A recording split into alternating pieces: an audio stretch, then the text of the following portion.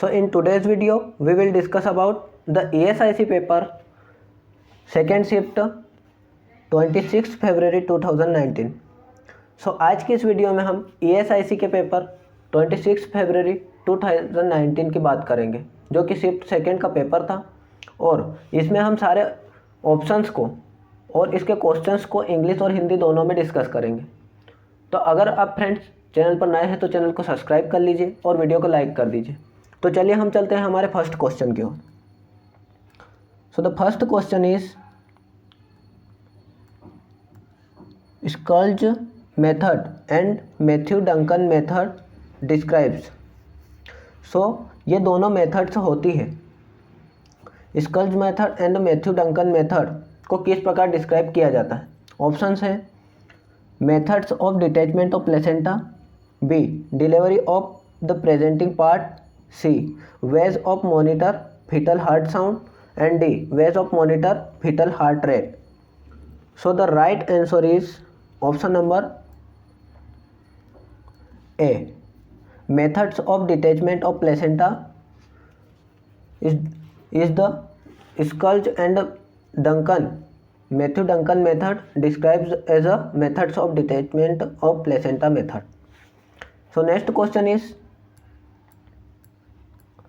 bleeding in the first trimester with no uterine contraction or pain and no dilation of cervix indicates, means bleeding होती है जो first trimester में with no uterine contraction, means uterine contraction भी नहीं होता और pen भी नहीं होता एंड डायलेटेशन ऑफ सर्विक्स भी नहीं है, तो उसे क्या कहेंगे इस प्रकार की ब्लीडिंग को? तो हमारे ऑप्शंस हैं option number A inevitable abortion, B threatened abortion, C missed abortion and D complete abortion. So the right answer is option number B threatened abortion. So bleeding with no uterine contraction, no pain and no dilation of cervix. So it is called as threatened abortion.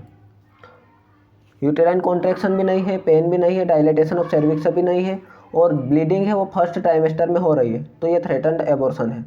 Next question is Which of the following below is an example of unintentional tort? Means निम्नलिखित में से जो नीचे दिए गए हैं उनमें से अनइंटेंशनल टॉर्ट का उदाहरण कौन सा है? So the options are option number A assault, B invasion of privacy, C negligence and D defamation. So the right answer is option number C negligence. So negligence is a right answer of this question because unintentional tort का example पूछा गया है। चलते हैं next question की ओर। So the next question is the mode of inheritance of cystic fibrosis is, means cystic fibrosis के inheritance का मोड कौन सा है? इनहेरिटेंस होने का मोड क्या है? हमारे ऑप्शंस हैं option number A X linked disease, B autosomal dominant, C autosomal recessive and D non Mendelian. So the right answer is option number C autosomal recessive is a inheritance mode of cystic fibrosis और intentional passage of feces by a child in inappropriate places. सो क्या इसका मतलब क्या हुआ? Repeated involuntary जो intentional passage of faeces होते हैं मेडिकल प्रोडक्ट्स का इनएप्रोप्रिएट रूप से या फिर इंटेंशनल या इनवॉलेंट्री रूप से, मीन्स जानबूझकर या अपने आप पासेज हो जाना after the age when bowel control is normally expected, उस एज के बाद जब बोवेल कंट्रोल नॉर्मली बच्चों में एक्सपेक्टेड होता है कि इस उम्र तक बोवेल कंट्रोल उनमें आ जाता है। सो ये क्या कहलाता है? तो हमारे इसके ऑप्शन है option number A nightmares, B night sweats, C enuresis and D encopresis. So the right answer is encopresis. Encopresis में क्या होता है, रिपीटेड इनवॉलेंट्री मीन्स अपने आप, या फिर इंटेंशनल पासेज मीन्स जानबूझकर फीकल प्रोडक्ट को पास करना इन एप्रोप्रिएट प्लेसेस पर, जो प्लेसेस उस चीज़ों के लिए नहीं बने हैं। After the age when bowel control is normally expected, जब वोवेल कंट्रोल कर सकता है एक बच्चा तब, तो इसे बोलेंगे encopresis. Next question is intermittent claudication is a sign of, means intermittent claudication होता है वह किसका साइन है? ऑप्शन नंबर ए है nerve injury, B peripheral neuropathy, C myocardial infection and D arterial occlusive disease. So इस question का जो right answer रहेगा वो रहेगा option number D, arterial occlusive disease is the right answer of this question. Next question is the type of assessment done to compare the client's current status to previous obtained baseline data is called। सो क्या मतलब हुआ इस question का? इस question का मतलब है कि ऐसा कौन सा असेसमेंट का टाइप है जिसमें क्लाइंट के करंट मेमोरी, जो करंट स्टेटस होता है, उसको प्रीवियस जो उसका बेसलाइन डेटा होता है उससे कंपेयर किया जाता है। तो असेसमेंट का कौन सा टाइप होता है ये? ऑप्शंस हैं, option number A problem focused assessment, B time lapsed assessment reassessment, C emergency assessment and D initial assessment. So the right answer of this question is option number B, time lapsed assessment, जिसमें कि पुरानी memory को जो main baseline memory होती है उससे compare किया जाता है। It is a type of assessment. Next question is the full form of daily, means daily का फुल फॉर्म क्या है? Context of community health. Community health के कॉन्टेक्स्ट में या संदर्भ में डेली का फुल फॉर्म क्या है? हमारे इसके ऑप्शंस हैं, option number A disability adjusted life years, B disease adapted life years, C disability adapted life years and D disease adjusted life years. So जो डेली होता है DAILY, सो इसका जो राइट आंसर रहेगा वो रहेगा ऑप्शन नंबर ए, डी से disability, A से adjusted life and years. DALY है फ्रेंड्स, यहाँ पर DALY है DALY, so DALY disability adjusted life years is the right answer, option number A. चलते हैं नेक्स्ट क्वेश्चन की ओर। So the next question is the Adam's apple is formed by, means Adam's apple बना होता है। Option number A thyroid cartilage, B cricoid cartilage, C hyoid cartilage and D epiglottis. So the right answer is option number A thyroid cartilage. So Adams apple is formed bye thyroid cartilage, that is the right answer. Next question is which of the following below is not a function of fibrous skeletal of the heart, means जो नीचे लिखे गए हैं इनमें से कौन सा fibrous cartilage का फंक्शन नहीं है जो कि हार्ट में पाया जाता है? ऑप्शंस हैं, option number A conducts the impulses from atria to ventricles, option number B forms a structural foundation for the heart walls, option number C prevents over stretching of walls, and option number D acts as a point of insertion for cardiac muscle fibers. So the right answer of this question is option number A, conducts the impulses from atria to ventricles. So the fibrous skeletal जो होता है उसका function होता है कि वो impulse को conducts the impulse, impulse को कंडक्ट करता है कहाँ से? एट्रिया से वेंट्रिकल्स की ओर, जो कि हम यहाँ पर देख सकते हैं, that is the septum. And ये फाइब्रस जो स्केलेटल होता है ये एट्रिया से वेंट्रिकल्स की ओर इम्पल्सेस को कंडक्ट करता है। So that is the right answer, option number A. The next question is question number 11. In a normal average infant, means normal average infant में the percentage increase in the body length, means body length का percentage increase होता है then that at birth at the age of 1 year, means birth से 1 year तक body जो percentage में increase होती है लेंथ में, वो कितना लेंथ होता है, कितना परसेंट लेंथ में इंक्रीज होती है. सो इसके ऑप्शंस हैं, option number A 10%, B 75%, C 50% and D 20%. So the right answer of this question is option number C 50%. So birth to 1 year length में जो इंक्रीज होता है वो 50% होता है बर्थ लेंथ से. तो ये क्वेश्चन इस टाइप से था. नेक्स्ट क्वेश्चन इज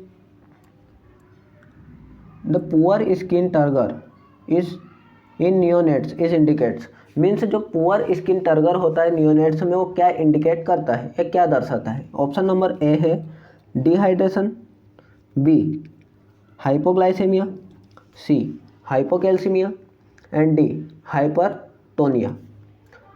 सो जब पुअर स्किन टर्गर होता है that is indicates dehydration of neonates. Neonates में यह डिहाइड्रेशन को इंडिकेट करता है. The right answer is option number A dehydration. Next question is which of the below is true statement about the H zone of sarcomere, means जो sarcomere का H zone होता है उसके संबंध में कौन सा कथन सत्य है. So the options are option number A it is devoid of thick और thin filaments. Option number B it contains thick and thin filaments lying side by side. Option number C it contains thin filaments only. Option number D it contains thick filaments only. So जो sarcomere में H zone होता है वो indicate करता है thick filaments, it content thick filaments only, means option number D जो है that is the right answer. जो सार्कोमियर होता है, सार्कोमियर में H zone is indicates thick filaments only. So the next question is question number 14. The most common cause of retinal detachment is, means retinal detachment का most common cause क्या है. Option number A degenerative changes in the retina और vitreous. Option number B diabetes mellitus, C trauma and D brain tumour. So most common retinal detachment का जो cause होता है वो होता है option number A degenerative changes in the retina और vitreous. So जो विट्रस फ्लूइड होता है जो आई में, उसमें डीजनरेटिव चेंजेस और रेटिना में degenerative changes is the most common cause of retinal detachment. So next question is voluntary rejection of unacceptable thoughts or feelings from conscious awareness is called. Friends mental health का question आपके सामने आया है यहाँ पर ESIC 2019 की shift second 26 फरवरी 2019 में. सो यहाँ पर था कि वॉलेंट्री रिजेक्शन मीन्स जानबूझकर अनएक्सेप्टेबल थॉट्स को, जो थॉट्स को हमें ग्रहण नहीं करना है उन्हें रिजेक्ट करना या फिर कॉन्शियस माइंड से अवेयरनेस से उन्हें हटाना, that is called as. So हमारे ऑप्शन है option number A suppression, B symbolisation, C sublimation and D substitution. So जो आइडियाज़ होते हैं जो कॉन्शियस माइंड से हटाए जाते हैं उसे कहा जाता है suppression which is rejection of unacceptable thoughts और feelings from consciously, that is the suppression. It is the right answer. Question number next है 16. The action of the sympathetic system in the walls of airways is called, means जो sympathetic nerve system का work होता है airway की, जो हमारे respiratory system की walls पर, वो क्या होता है? ऑप्शंस हैं। Option number A bronchoconstriction, B increased secretion, C bronchodilation and D increased gas exchange. So जो सिंपैथेटिक नर्वस सिस्टम होता है, एसएनएस होता है, उसका वर्क होता है ऑन आवर रेस्पिरेटरी वॉल्स या फिर एयरवे पर, वो होता है option number C bronchodilation. Sympathetic system जो होता है वो ब्रोंको डायलेशन एंड वेसोकॉन्स्ट्रिक्शन करता है। That is the right answer is bronchodilation. So the next question is a group of related ideas और statement is called. Means related ideas या statements का group क्या कहलाता है? ऑप्शन नंबर ए है philosophy, B paradigm, C theory, D conceptual framework. So the right answer of this question is option number D conceptual framework. So the group of ideas is called conceptual framework, या फिर related to group of ideas is conceptual framework. The next question is question number 18। when a person's blood pressure drop, so the kidneys respond by, means यदि person का blood pressure कम होता है तो kidney उसके प्रति क्या रिस्पॉन्स करती है? So the options are secreting renin, means renin secrete करती है, B increasing urine output, means urine output को बढ़ाने का काम करती है, सी होता है प्रोड्यूसिंग एल्डोस्टेरोन, मीन्स एल्डोस्टेरोन को बढ़ाकर बीपी को बढ़ाती है, या ऑप्शन नंबर डी है slowing the release of ADH, means ADH को कम करके या एडीएच को रिलीज करने को कम करके बीपी को बढ़ाती है। So the right answer is secreting renin, means renin को सीक्रेट करके जो किडनीज होती है वो बीपी को मेंटेन करती है, बीपी को बढ़ाती है ताकि बीपी मेंटेन हो सके। So right answer is option number A. Next question is question number 9। An affective disorder among the following is, means निम्नलिखित में से अफेक्टिव डिसऑर्डर कौन सा है? ऑप्शन नंबर ए है bipolar disorder, B schizophrenia, C somatostatin and D phobic anxiety disorder. So आपने एक चीज़ सुनी होगी BAP, बाइपोलर अफेक्टिव डिसऑर्डर, जिसका कि फुल फॉर्म ही होता है बाइपोलर अफेक्टिव डिसऑर्डर। सो यहाँ पर अफेक्टिव डिसऑर्डर पूछा गया है और ऑप्शन नंबर ए में दिया हुआ है bipolar.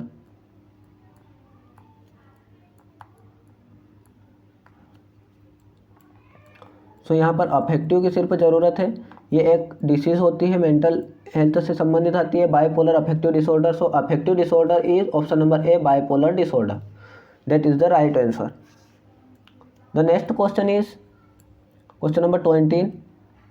Positive Brudzinski and Kernig's sign are the indicative of, means positive Brudzinski and Kernig sign किसके पॉजिटिव इंडिकेटर्स हैं? ऑप्शन नंबर ए है hemiplegia, B alcohol intoxication, C peripheral neuropathy, D meningitis. So the right answer is option number D meningitis. So positive Brudzinski and Kernig sign are the indicators of meningitis, that is the right answer. So it is very important question, so write down on your notes and remember it. Next question is question number 21.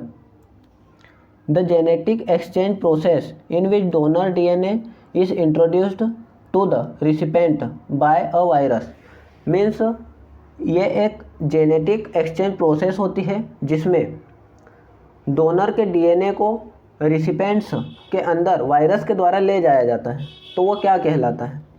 Donor के DNA को virus vector बनकर recipient में ले जाता है। So what is it called? तो हमारे options हैं, ऑप्शन नंबर ए है transaction, B transduction, C conjugation and D transformation. So the right answer is option number B transduction, because in this the donor's DNA is introduced by virus to the recipient's body. So transduction is the right answer. The next question is question number 22. Scrub typhus is caused by, means scrub typhus किसके द्वारा होता है? Option number A है Rickettsia prowazekii, B Rickettsia एनेरी, C Orientia tsutsugamushi and option number D Rickettsia typhi. So the right answer is option number C Orientia tsutsugamushi, that is the right answer. The scrub typhus का positive agent होता है वो होता है Orientia या Orientia tsutsugamushi. Next question is question number 23.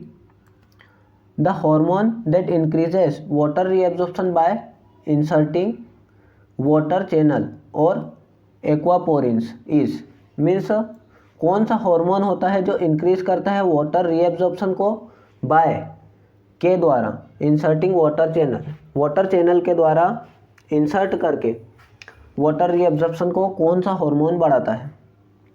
So options हैं A angiotensin, B anti diuretic जिसे ADH कहा जाता है, C aldosterone and D atrial natriuretic peptide ANP secreted by heart ANP. So the right answer of this question is antidiuretic hormone, that is ADH. So ADH water reabsorption को बढ़ाता है water channel में insert करके, that is the right answer. Next question is question number 24.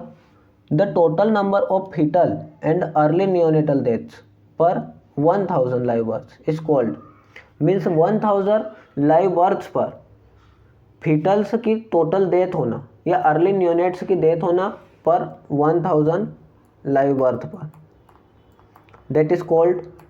सो हमारे यहाँ पर options हैं, option number A foetal death, B intrauterine death, C neonatal death and यहाँ पर डी ऑप्शन जो रहेगा, डी ऑप्शन है वो है perinatal mortality. So the right answer is D. Perinatal mortality is the right answer. The total number of fetal and early neonates death per 1000 live birth is perinatal mortality. That is the right answer. So the next question is, so there is the answer option number D, which is in below. The next question is question number 25. The term veracity in the context of nursing values refers to, means जो veracity term है वो nursing values के context में किस चीज़ को indicate यहाँ पर कर रहा है या रेफर किस चीज़ के संदर्भ में जा रहा है? ऑप्शन नंबर ए है being faithful to agreements, B telling the truth, C being answerable for one's actions and D being fair and just. So the right answer of this question is option number B veracity is a telling truth. So that is the right answer, telling truth. So friends that is our today's video. ये हमारी आज की video थी। ये video आपको कैसी लगी हमें कमेंट करके ज़रूर बताएं और अगर चैनल पर नए हैं तो चैनल को सब्सक्राइब करें और बेल आइकन दबाना ना भूलें ताकि इसी टाइप की जो इम्पोर्टेंट वीडियोस है उनकी नोटिफिकेशन आपसे न छूट पाए और आप अपना सिलेक्शन श्योर कर सकें। सो हम इन वीडियोस की नेक्स्ट पार्ट में मिलते हैं जिसमें हम 25 से 100 क्वेश्चन तक डील करेंगे, जो कि हमारा पार्ट 2 रहेगा ESIC पेपर्स के रिगार्डिंग। सो आप इस पार्ट को भी देखिए और वीडियोस को लास्ट तक देखिए ताकि आपको अगली जानकारी आसानी से मिल सके। तो फ्रेंड्स, मिलते हैं हम नेक्स्ट वीडियो में, तब तक के लिए धन्यवाद।